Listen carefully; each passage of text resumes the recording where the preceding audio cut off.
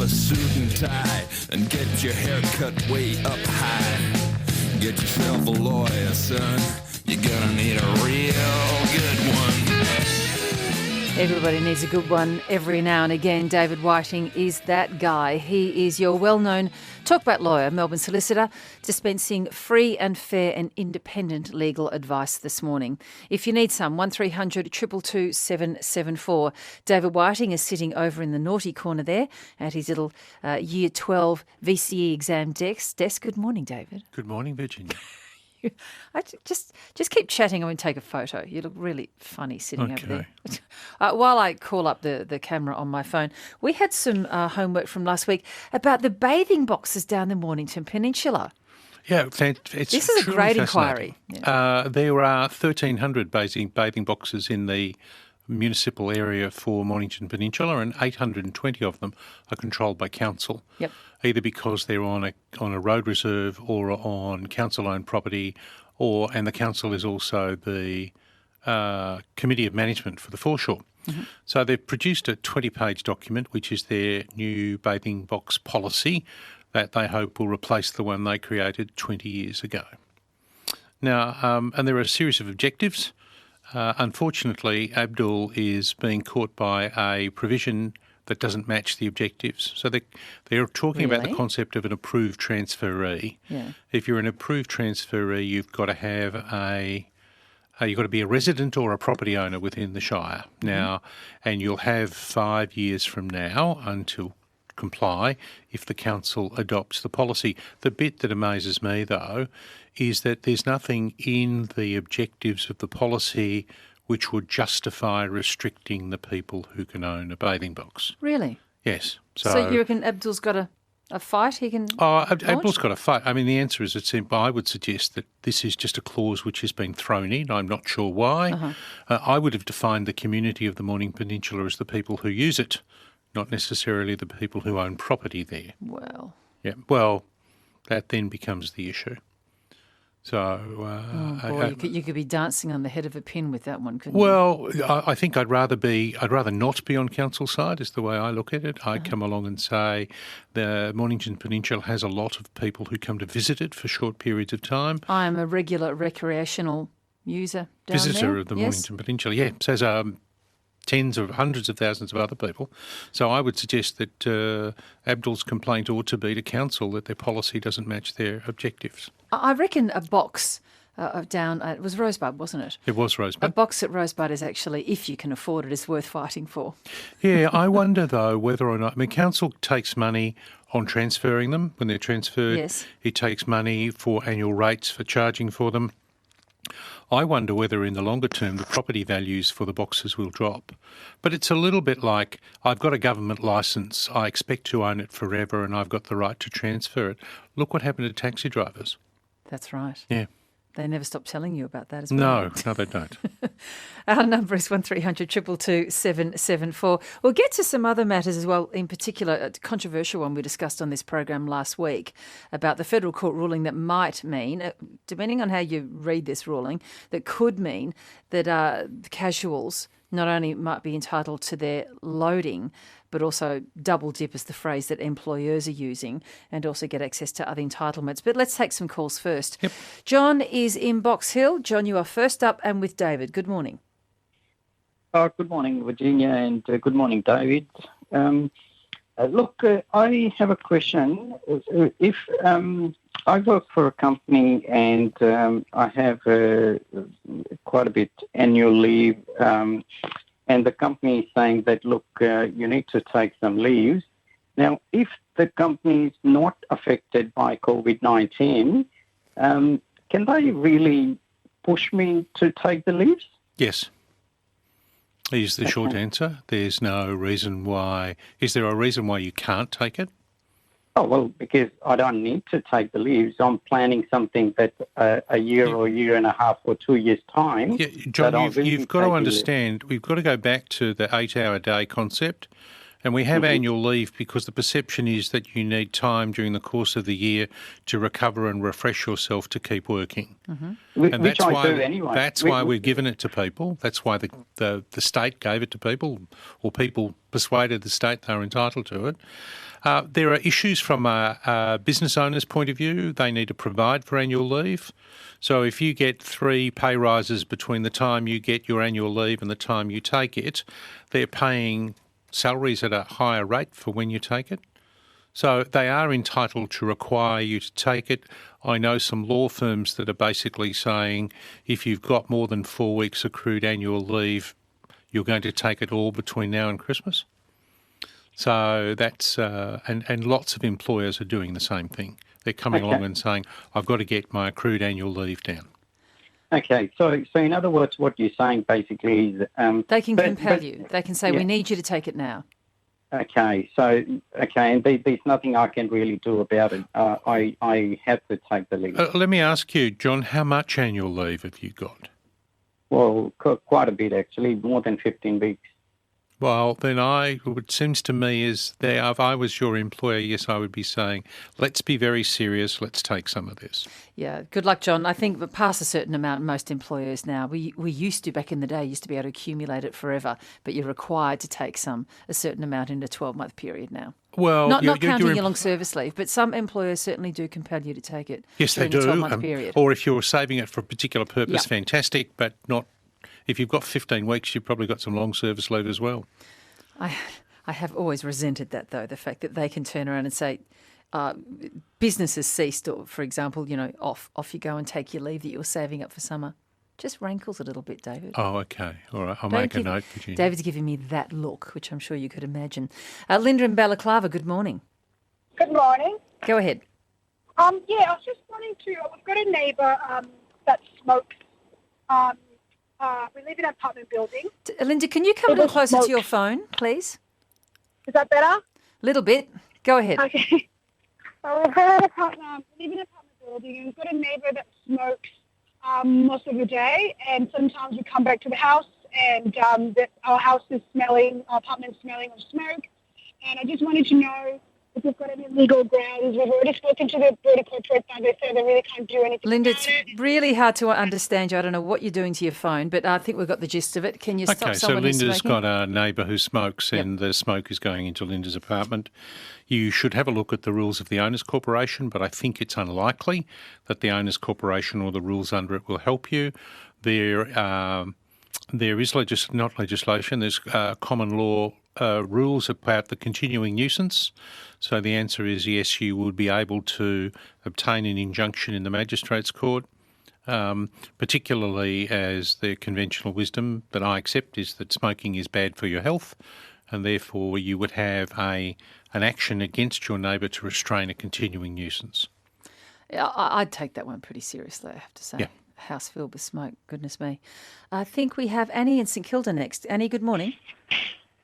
Oh, hello. I've got a friend who was a juror, and she's been charged with an offence under the Jurors Act because she was checking what she thought was the incorrect date that was used in a trial, and she went on the internet to check the date that this event allegedly, not the event of the trial, but something that was used in evidence. Yes. Anyway, she's been charged. Yes. And her solicitor has recommended that she pleads guilty. And I suggested and that she gets a diversion. And I suggested to her she should check whether or not that meant if you plead guilty, surely they'd be recording a conviction, or not necessarily. They record. Because otherwise she wouldn't be able to travel to the States, for instance. Annie, they record findings of guilt.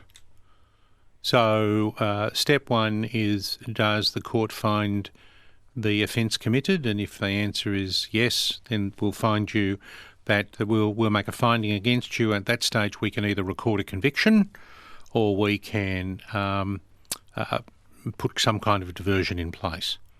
So the finding that the offence as alleged was committed comes before a conviction, and at which stage there are choices. Right. So if she did it, all in all innocence, presumably. No, there's an expectation of jurors that they will decide the case on the basis of the facts provided by the court. Right. Their job is not to undertake a separate inquiry and make their own investigations, but rather hear the prosecution and the defence and come to a conclusion based on what's there.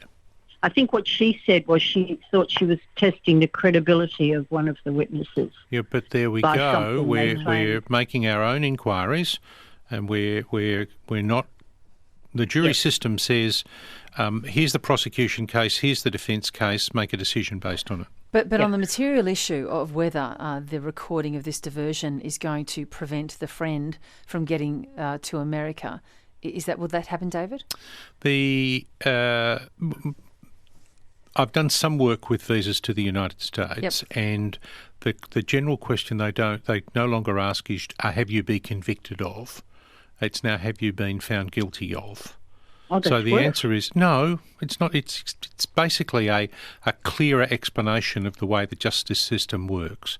It doesn't mean you won't get it. Doesn't mean that your friend won't get the visa. What it does mean is that her visa application will be manually processed rather than automatically processed. If she decides not to tell them, they'll check anyway, in which case she'll be guaranteed to never get a visa. Yeah. All right? Okay. Yep. Annie, is it really a friend we're talking about here? Yeah, no, it is. Okay. I'm a lawyer, but I didn't know the answer. I was just worried that she was going to sign away her ability to ever get into the States. No, I've actually had a couple of clients who've had assault convictions and got visas to the States. Okay, terrific. Thank you. Thank No you. worries, thanks so much. Maura's called in from Mornington. Hi, Moira. Good morning. Go ahead. David, I was told when my mother wrote her will and she wanted me to be the executor that I could not be the executor because I was a beneficiary. My mother has now died and the will is to be probated. Yes. The executor will not renounce executorship. Yes. How do I get rid of them? It's a large trustee company. Oh, then you've got Buckley's. You have no hope. Oh. All right? What do you... But surely if they got... Sorry, Laura, your mother made a will and Yeah. she appointed XYZ trustee company to be the executor of the will.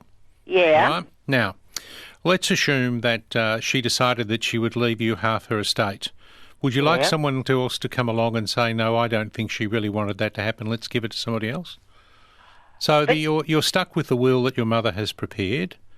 If you think you've been under-provided for, you can make a claim for more. No, it's not under provision. No, I understand. I understand. But, if you're not happy with the choice of executor, this is not the time to have the argument.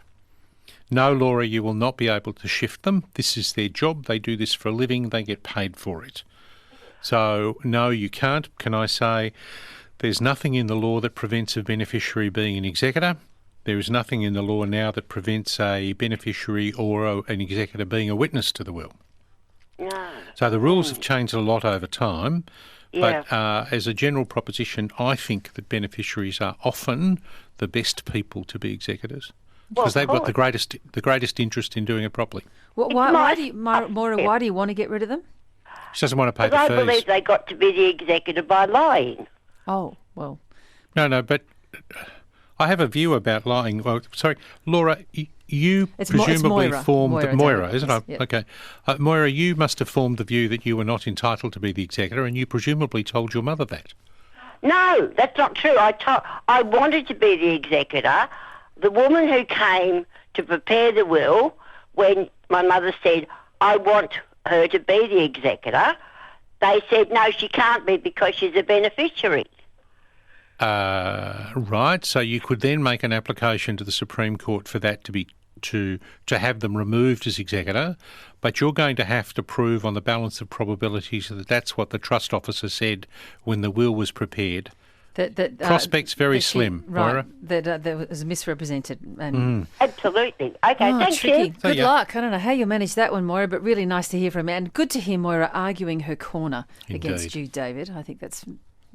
I'd like to hear more of that. Shirley has called in from Colac. Shirley, good morning to you. Oh, good morning. How are you, Virginia and I'm well, David? thank you.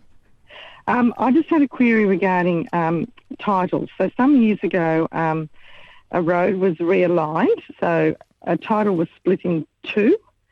And so I've been told that possibly there wasn't a new title, so should have there been sort of two separate titles from that sort of road realignment? There usually would be, Shirley, but doesn't need to be. Okay. It is possible for a title to show two parcels. No worries. So the second question regarding that is, so there's one of the parcels doesn't have Road access. Yep. So is there an expectation that that should have been provided at the time? The general proposition is The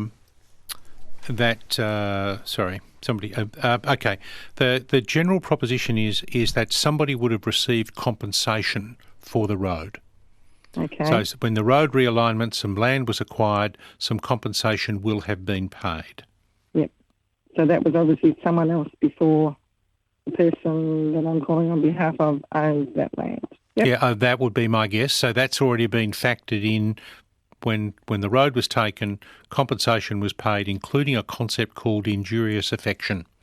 So I'm taking this acre, but it's making the acre on the left-hand side less valuable than it was before, so I give you more than the value of the land. Okay. No worries. Right. Thank you very much. Now, one of your producers has very kindly Yes. given me some more information in relation to Annie of St Kilda. Yes. And Annie's had a friend who was on the jury, undertook his or her own investigations and Yes. has received a recommendation that she should plead guilty. And Victoria Legal Aid has an article on diversion on their website, and it basically says you can't have diversion if you don't admit the facts. So if Annie's friend pleads not guilty, then you were denying the truth of the statement made by the prosecutor, and therefore diversion would not be an option after a finding of guilt.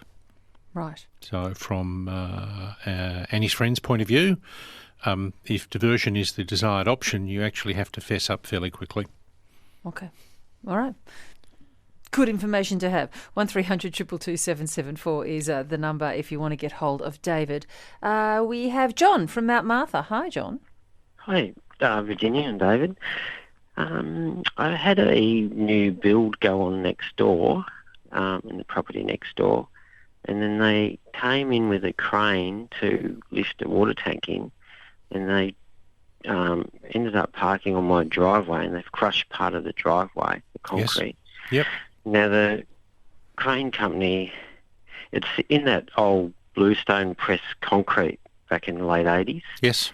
The whole driveway. So it's a concrete driveway, and they've stained it blue, and they've pressed it to look like stone.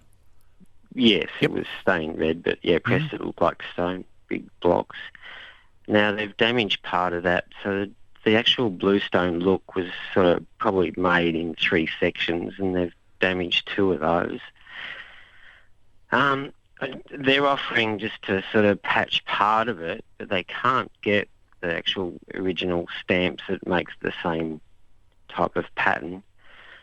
So they're just deciding to do something else.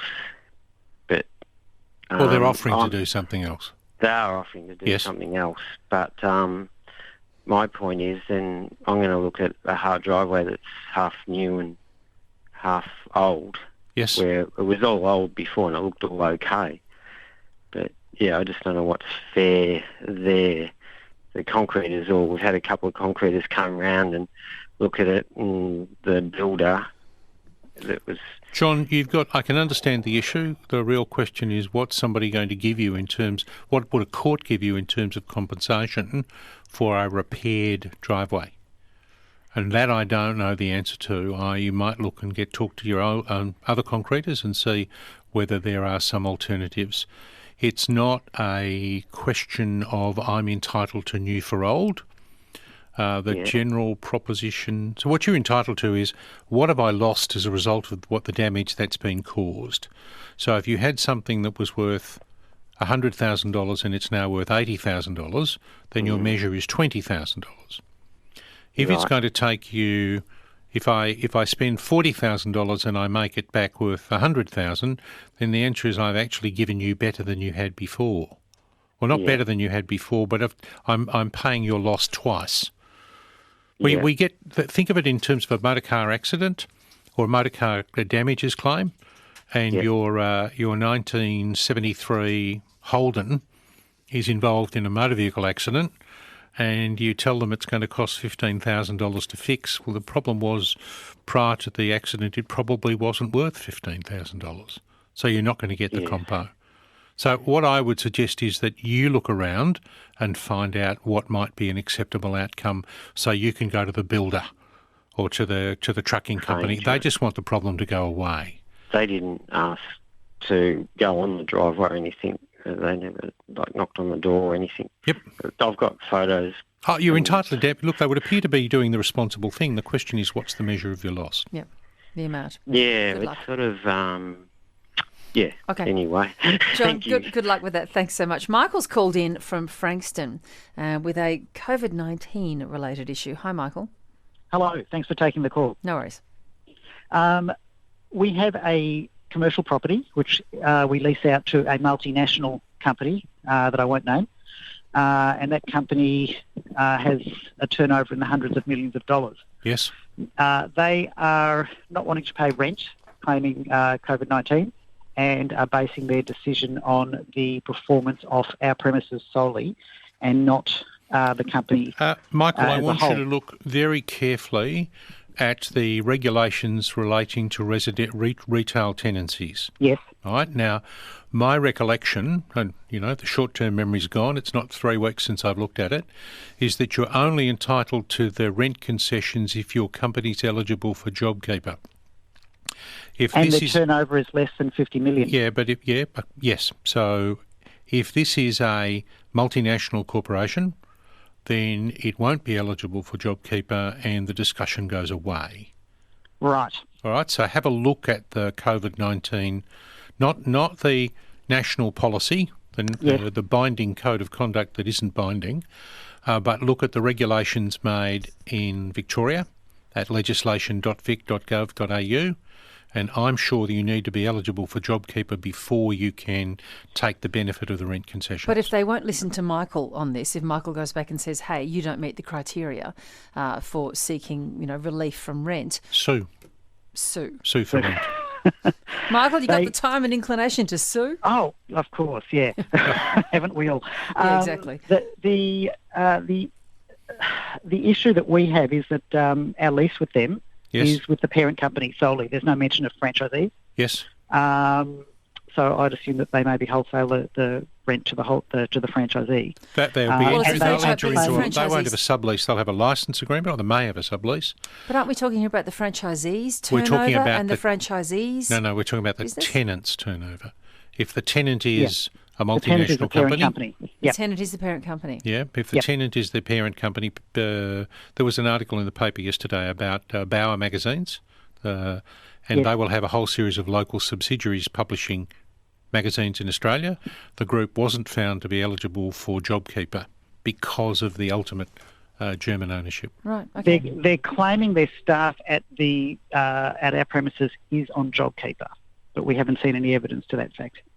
Well, then you want evidence from their accountant. But no, you're owed rent under a lease. If there's an issue between the franchisee and the person you've got a lease with, that's between the two of them. Yep. Right? Yes. Not your issue, Michael. Yeah, but good luck with making the argument. Thank you. Is there anyone else that they'll listen to? I mean, again, returning to that point, because you can see what's happening down the track. Michael will do the research and go back and go, aha, you got tons of money, pay up, and they won't listen to him. And I know you say sue, but that's a very, lengthy and also costly thing. Is there anyone else to whom they might listen? I mean, you can run a retail leases issue at a recovery of... The jurisdiction's fairly tricky. Yeah. You can recover rent in the magistrate's court, but if you want to recover outgoings and other matters and other disputes with the tenant, you've got to run them at VCAT. So Michael can run them at VCAT at substantially reduced cost, or he can just go for rent in the magistrate's court. You love VCAT, don't you, David? I like VCAT because it provides an opportunity for people to articulate themselves and also not spend a fortune. What's the waiting time for a matter to be heard at VCAT these It depends on the matter, but 6 months. Magistrates Court will be longer. I've had a Magistrates Court matter that's been adjourned, basically for a year now. It's over a fence. Yes, the wheels of justice grind exceeding slow. Sorry, the law, not the the law, justice. sorry. Oh, yeah. Please don't confuse the two. You're quite right. Do you know? Key distinction, yes. Do you know that in the law courses in Australia there's no justice course? I'm quite sure of that. David Whiting is your talkback lawyer. Thanks so much, David. He's back with you next week and no homework to do.